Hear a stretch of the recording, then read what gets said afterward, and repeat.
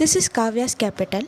Share மார்க்கெட்டில் investment and trading இந்த 2 subject தான் இன்றைக்கி நம்ம இந்த வீடியோவில் டெப்த்தாக பார்க்க போகிறோம். இது எல்லாமே ஷேர் மார்க்கெட்டில் நான் கற்றுக்கிட்டதும் என்னோடய பர்சனல் ட்ரேடிங் எக்ஸ்பீரியன்ஸ் அதுவும் ஜஸ்ட் ஒரு நாலேஜ் அண்ட் எஜுகேஷன் பர்பஸ்க்காக மட்டும்தான் ஷேர் பண்ணுறேன். இது டிப்ஸுக்கோ ட்ரேடிங் ரெக்கமெண்டேஷனுக்கோ கிடையாது.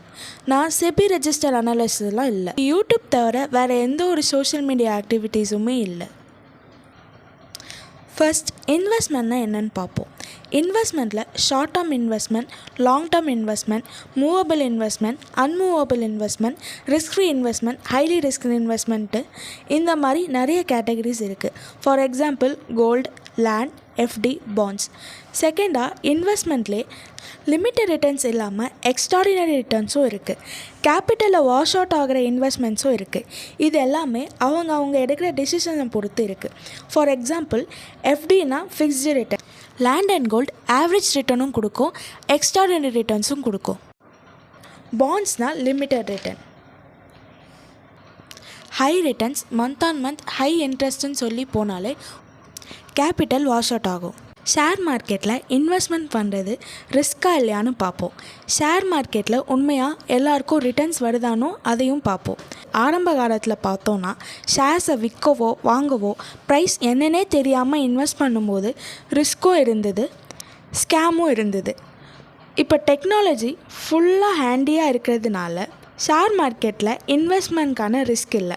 பட் ரிஸ்க் இருக்குன்னா அந்த காலத்துலேருந்து இப்போ வரைக்கும் ஷேர் மார்க்கெட்டை பற்றி முழுசாக தெரியாமல் அதை கற்றுக்காமல் இன்வெஸ்ட்மெண்ட்டோட புரிதல் இல்லாமல் இருக்கிறவங்களுக்கு தான் இன்னி வரைக்கும் ஷேர் மார்க்கெட்டில் இன்வெஸ்ட்மெண்ட் ரிஸ்க்காக இருக்கும். இது என்னோடய பர்சனல் ஒப்பீனியன் தான். ஏன்னா ஷேர் மார்க்கெட்டில் இன்வெஸ்ட்மெண்ட் பற்றி நல்லா தெரிஞ்சவங்களுக்கும் கற்றுக்கிட்டவங்களுக்கும் ரிஸ்க்குன்னு ஒன்றும் இல்லை. இப்போது ஷேர் மார்க்கெட்டில் இன்வெஸ்ட்மெண்ட் எப்படி பண்ணுறதுன்னு பார்ப்போம். ஷேர் மார்க்கெட்லேயே டைரக்ட் அண்ட் இன்டைரக்ட் இன்வெஸ்ட்மெண்ட்ஸ் பண்ணலாம். உங்கள் டிமேட் அக்கௌண்ட்டில் நீங்கள் அனலைஸ் பண்ணி நல்ல கம்பெனி ஷேர்ஸை வாங்குறது டைரக்ட் இன்வெஸ்ட்மெண்ட். இன்டைரக்ட்னா மியூச்சுவல் ஃபண்ட்ஸில் இன்வெஸ்ட் பண்ணுறது. இப்போ டைரக்ட் இன்வெஸ்ட்மெண்ட் எப்படி பண்ணுறதுன்னு பார்க்கலாம். டைரக்ட் இன்வெஸ்ட்மெண்ட் பண்ணுறதுக்கு உங்கள் கேபிட்டலை பொறுத்து தான் ரிட்டர்ன்ஸ் அமையும். கேபிட்டல் தான் உங்கள் ப்ளஸ்ஸே. கேஷ் சப்ஜெக்ட்க்கு அப்புறம் நம்ம வாங்க போகிற ஷேர்ஸ் அந்த கம்பெனியோட ப்ராஃபிட்டபிளை பொறுத்து தான் இன்வெஸ்ட்மெண்ட்கான ரிட்டர்ன்ஸ் அமையும். First prize appreciation. ப்ரைஸ் அப்ரிசியேஷன்னா நம்ம பர்ச்சேஸ் பண்ண ப்ரைஸ்லேருந்து ஷேர்ஸோட ப்ரைஸ் மேலே இருக்கிற வரைக்கும் ப்ரைஸ் அப்ரிசியேஷன் தான். இல்லைனா நம்ம வாங்கின உடனே ஒரு 30% 50% போர்ட்ஃபோலியோ லாஸ் காமிச்சிட்டு அதுக்கு மேலே ப்ரைஸ் ஏறுறதும் ப்ரைஸ் அப்ரிசியேஷன் தான். அப்படியும் இல்லாமல் நம்ம வாங்கின உடனே ப்ரைஸ் ஒரு சர்டன் இயர்ஸ்க்கு ஒரு செட் ஆஃப் ரேஞ்சில் அரைச்சிட்டு மேலே ஏறுறதும் ப்ரைஸ் அப்ரிசியேஷன் தான். ஒரு நல்ல கம்பெனிஸோட ஷேர்ஸ்க்கு ப்ரைஸ் அப்ரிசியேஷன் வர வரைக்கும் அதுக்கான வெயிட்டிங் பீரியட் நம்ம கொடுத்து தான் ஆகணும். செகண்ட், நம்ம வாங்கின ஷேர்ஸ்க்கு டிவிடெண்ட்ஸ் கிடைக்கும். ப்ரைஸ் அப்ரிசியேஷன் வந்தாலும் டிவிடெண்ட்ஸ் வரும், ப்ரைஸ் அப்ரிசியேஷன் இல்லைனாலும் டிவிடெண்ட் வரும். அதே மாதிரி மார்க்கெட் ஒரே ப்ரைஸில் ரேஞ்ச் பவுண்டில் வருஷத்தை கடத்தினாலும் நமக்கு டிவிடெண்ட் வரும். ஸோ இன்வெஸ்ட்மெண்ட்டில் டிவிடெண்ட்டும் நமக்கு ஒரு ரிட்டர்ன். தேர்ட், போனஸ் ஸ்ப்ளிட்டுன்னு நம்ம வாங்குகிற ஷேர்ஸோட குவான்டிட்டி இன்க்ரீஸ் ஆகவும் சான்ஸ் இருக்குது. அது மூலயமா நம்மளோட ரிட்டர்ன்ஸும் அதிகமாகும், அது நல்ல கம்பெனிஸோட ஷேர்ஸாக இருந்தால். இது வரைக்கும் நான் சொன்ன அவுட்லைன் இன்ஃபோ ஷேர் மார்க்கெட்டில் இருக்கிறவங்களுக்கு கண்டிப்பாக தெரிஞ்சிருக்கும். புதுசாக வரவங்களுக்கும் ஜென்ரல் இன்ஃபர்மேஷனாக தெரிஞ்சுப்பாங்க. இதில் சொல்கிறதுக்கு ஒன்றும் இல்லை. பட் நான் சொல்ல வர விஷயம் என்னென்னா, இப்போ இன்வெஸ்ட்மெண்ட்னா நல்ல கம்பெனி ஷேர்ஸை வாங்குறது எப்படி, அது மல்டிபேக்கர் ஆகுமா, குயிக் ரிட்டர்ன்ஸ் வருமா, இப்படி தான் சில பேர் ஷேர் மார்க்கெட்டில் இன்வெஸ்ட்மெண்ட்கான கீவேர்ட்ஸை தேடிட்டு இருக்காங்க. ஆனால் இன்வெஸ்ட்மெண்ட்கான நம்பிக்கையான கம்பெனியை எப்படி செலக்ட் பண்ணுறது, அந்த கம்பெனிஸோட ஷேர்ஸை எப்படி வாங்குறது, இதுக்கான ஆன்சர் என்னை பொறுத்த வரைக்கும் ரொம்ப சிம்பிள்.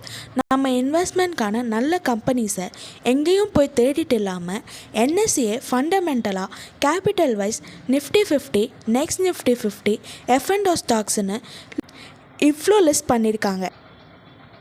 இதுவே இன்வெஸ்ட்மெண்ட்கான போதுமான கம்பெனிஸ். இதில் sector, mid cap, small cap, large கேப்புன்னு கன்ஃபியூஸ் ஆக வேண்டாம். அதே மாதிரி ஷேர் மார்க்கெட்டில் ஒரு அமௌண்ட்டை இன்வெஸ்ட் பண்ணுறதுக்கு முன்னாடி அந்த அமௌண்ட்டை ஃபுல்லாக எப்படி யூட்டிலைஸ் பண்ணணும்னு ப்ரோக்கரோட ப்ரிவிலேஜஸையும் தெரிஞ்சுக்கிட்டு இன்வெஸ்ட் பண்ணுங்கள். இதுக்கான ப்ராப்பர் என்ட்ரி அண்ட் எக்ஸிட் தான் தெரிஞ்சுக்கணும்.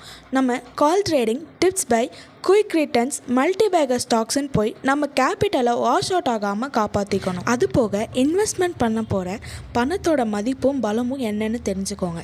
ஏன்னா உங்கள் போர்ட்ஃபோலியோ ப்ளஸ்ஸாக இருந்தாலும் மைனஸாக இருந்தாலும் உங்கள் இன்வெஸ்ட்மெண்ட் அமௌண்ட்லேயே மல்டிபிள் ரிட்டர்ன்ஸை பண்ண முடியும். நல்லா கற்றுக்கிட்டால் மட்டும்தான் ட்ரேடிங்கும் இன்வெஸ்ட்மெண்ட்டும் ரிஸ்க் இல்லாமல் பண்ண முடியும்.